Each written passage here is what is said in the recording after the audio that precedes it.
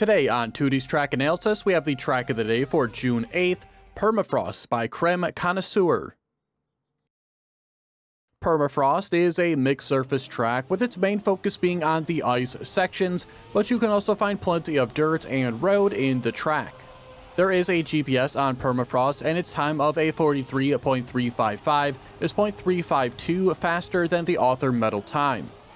There are multiple finishes on Permafrost, but one is merely a backup plan and I would not recommend going for it on purpose as it will cost you at least half a second. Permafrost does not contain any speed checks, nor does it contain any cuts. And as far as difficulty, I found it to be slightly more difficult than an average track of the day, rating it a 6.5 out of 10. As far as medal times go, I found them to be about average, as my personal best of a 43.674 comes in just ahead of the author medal time of 43.707. The gold medal time on the track was 47 seconds, the silver 53 seconds, and the bronze 1 minute and 6 seconds. Ice is certainly not my favorite surface, but I thought the track did it pretty well. However, the dirt exits from the ice slides I did not enjoy, as even the smallest difference can result in huge losses or gains. On the plus or minus rating scale, I would give Permafrost a plus. For the route analysis today, we are using the current world record goes driven by Twist to compare against my personal best. Their time of a 42.368 is 1.306 seconds faster than that personal best. At the start of the track, make sure you drive off towards the left-hand side so you don't get airtime, and then you want to come back inside towards the right for the same exact reason as the left will get you airtime. Here, we'll see the world record swing out a bit wider and then come back towards the inside because this will give them a much quicker entrance to the ice slide as well as a better inside line throughout it. As far as the exits to the ice slides on the track, they're all pretty much the same with this dirt exit, and we're only going to really go over this in detail once, but as you are leaving here, you want the side of your car to be basically parallel with the dirt, if not even a few degrees of over rotation.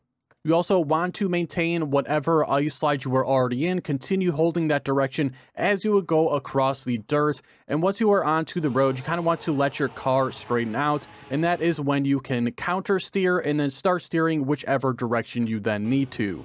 As we move through this road section here, you want to get over to the left-hand side so you can keep the ground contact as you enter the dirt here, but then just keep a nice smooth line, exiting pretty straight onto the ice. Right here on the entrance to the ice, there is a little bump, which is going to give you a small amount of airtime, and the world record is going to take advantage of that to spin their car a little bit and get into a very early ice slide, while I will go for the ice slide much later.